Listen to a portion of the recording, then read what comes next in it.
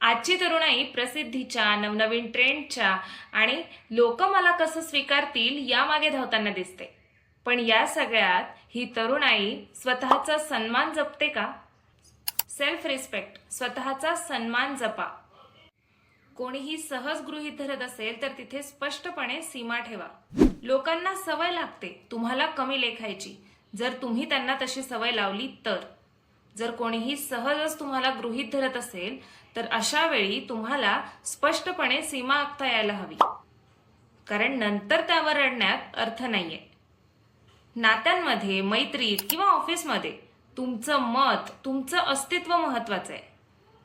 जिथे तुमच्या भावनांची किंमत होत नसेल तिथे थांबणं बंद करा. स्वतःला सिद्ध करण्यासाठी कोणाच्याही चुकीच्या अपेक्षा पूर्ण करू नका. जर कोणाशी तुमची मैत्री असेल किंवा कोणी तुमच्यावर प्रेम करत असेल तर ते त्यांनी तुमच्या अस्तित्वासाठी करावं, न की त्यांच्या अटी पूर्ण करण्यासाठी. लोकांच्या मतांपेक्षा तुमचं समाधान जास्त महत्वाचं आहे.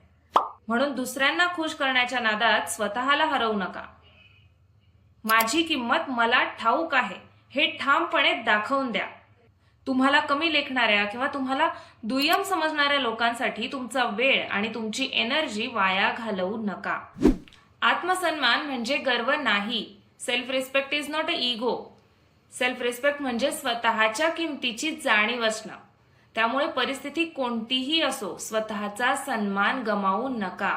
स्वतःचा सन्मान, सेल्फ रिस्पेक्ट कायम जपा.